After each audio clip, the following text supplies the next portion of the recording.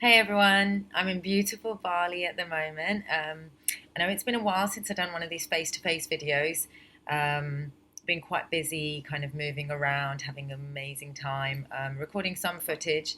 I'm a little bit behind on my vlogs, I know, because I just need to swap footage with another friend that I was traveling with. So once that's done, then I'll upload all my vlogs from Hoi An, so you can have a look at those if you're interested. But I've just had a moment of inspiration, so I wanted to do a little face to face. So I've done my first job here in Bali today. I was shooting an editorial with an amazing photographer called Andy Wowman. Digress. I was talking to my friend who I'm here on holiday with, or well, yeah, I'm not on holiday because my whole life is a holiday. But he's on holiday here in Bali, so that's kind of one of the reasons why I decided to come to Bali, try the market here. So he asked me how much I typically get paid for a job like this, and I told him that it was actually an unpaid editorial. Some magazine editorials that models do, they'll get paid for, but it's usually very nominal. Even if you've been in Vogue magazine, it's usually not more than sort of about £50. Which a lot of people are very shocked by, but the whole thing is it's supposed to be so prestigious and such an honor to be in a magazine like Vogue or Harper's Bazaar that just the pictures and the credit and the exposure is payment enough. And it often is, because that's how you get the bigger campaigns and stuff, and that's how you get connected with the bigger photographers, the bigger stylists, and the bigger clients. So I was just explaining this to him, and it kind of got me thinking because, um, yeah, a lot of people do wonder why we, as models and photographers and stylists and makeup artists and creatives in the fashion industry, do unpaid work. And especially for somebody like me, I've been modeling for a long time. I've got numerous covers under my belt now, numerous editorials. I've done lots of big magazines like Vogue, Harper's Bazaar, Elle, all the big ones. And yeah, I don't necessarily need to do that stuff anymore.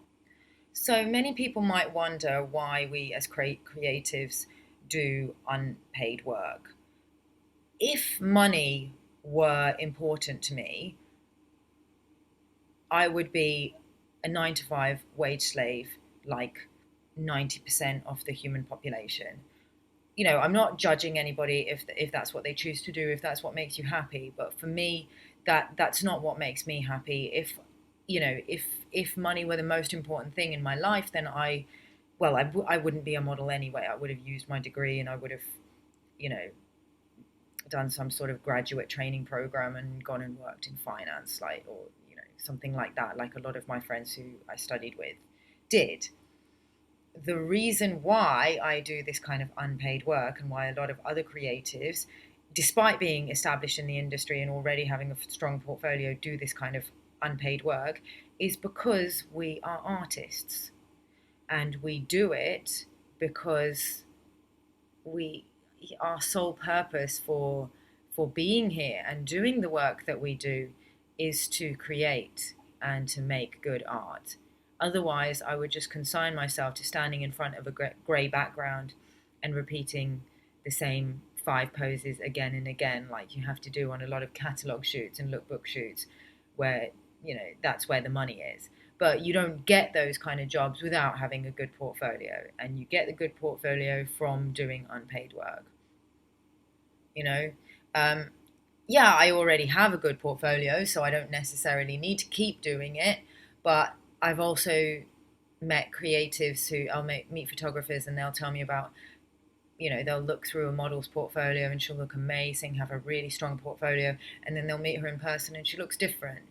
She might be older, she might, not have the same body type anymore.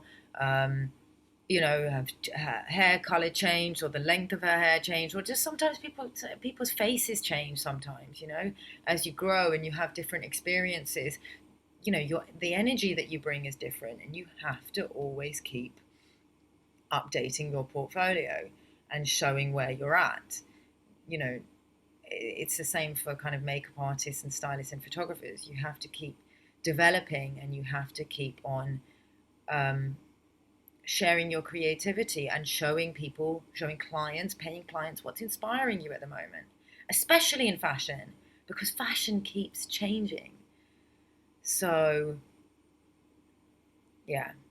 Anyway, I hope that explains why we whore ourselves out. It's not, you know, it might seem exploitative to some people, and sometimes I do have to.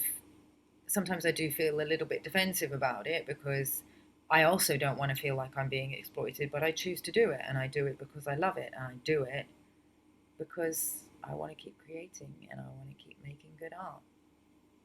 So I hope you like this video. Um, Let me know, does your job give you the opportunity to create good art, or do you have another creative outlet for your passions? Leave me a comment below. Okay, I'm off for sunset drinks now, so I hope you're all having a beautiful evening wherever you are. Catch you later.